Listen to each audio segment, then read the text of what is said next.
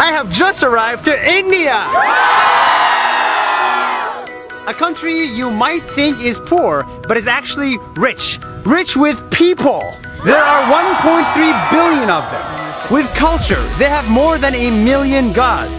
And so many religions, even cricket is considered one. Rich with symbolism. So many dances for so many occasions and festivals. With food, flavors, and color. India is rich, and for the next 20 days, my goal is to become as Indian as possible. So I'm turning vegetarian like many of them. This is my last piece of meat. I'm dressing up with more colors, and I'm trying my shot at their religion, cricket, unsuccessfully so.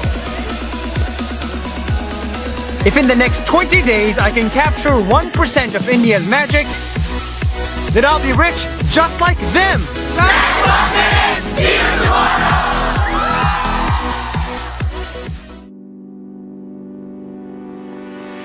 Hi! One of the best parts of Indian culture is an Indian wedding. So today I decided to fake marry my actual girlfriend, me, in an Indian wedding! Here's how our Indian wedding went. The day before, we got the henna, the jewelry, and the fancy clothes and invited all of our Indian friends. On wedding day, I, the groom, arrived on a beautiful horse, surrounded by good-looking friends and lots of fireworks and music. And then I waited for my bride to arrive.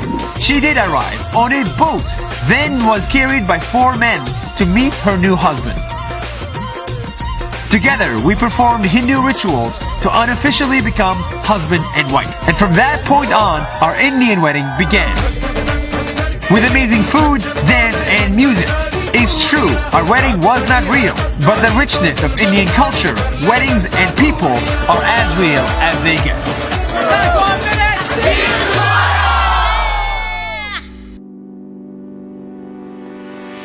Yesterday, Aline and I had a wonderful day pretending to get married to show you the beauty of Indian weddings. But underneath all of this lies the bitter truth.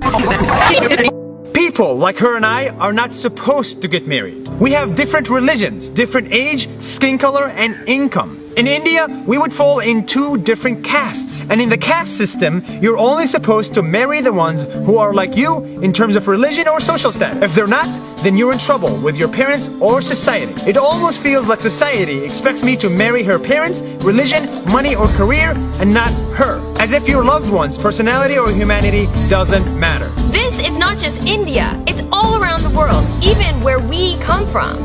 Reality hurts. For every marriage that takes place, remember, there are tens of others that don't.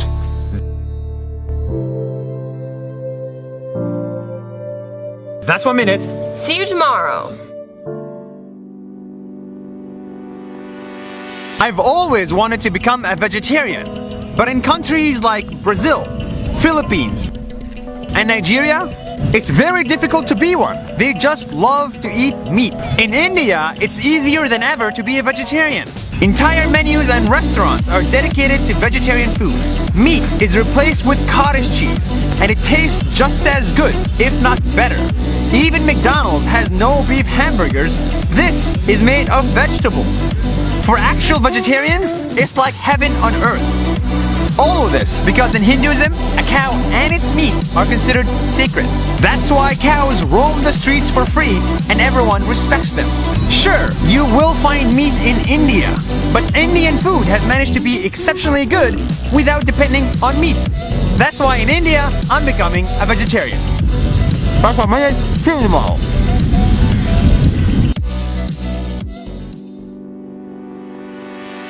What you see behind me is real fire eating human corpses because I've just arrived to the city of Varanasi where people come to die. It's the holiest city in Hinduism. It lies on the banks of the Ganges River where millions wash their sins away by bathing in its water. And when you enter that holy river, it's like a whole new world.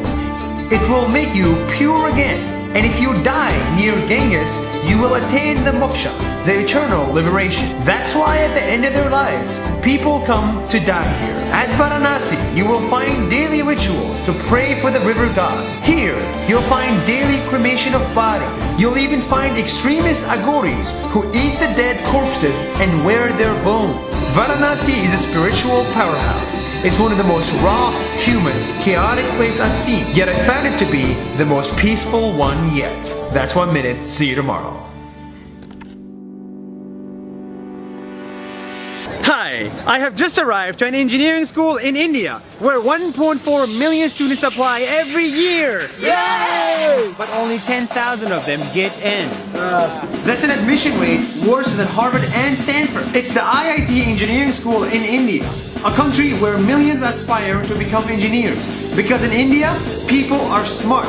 Ancient Indians invented the digit 0 and could predict planet positions. Modern Indians, they could solve a Rubik's Cube 3 times by the time you finish watching this video.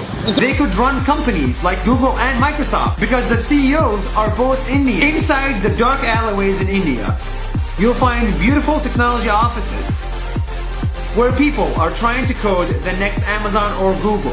With 1.5 million engineers graduating every year, it's only a matter of time until the next Mark Zuckerberg is Indian. That's in minutes. See you tomorrow! I love it. When you think of a slum, like the one behind me, you think of poverty, danger, and unemployment. That's what many people think when they see the third largest slum in the world, Dharavi in Mumbai, India. From above, it's where 1 million people live in tiny houses. But from below, this is much more than a slum.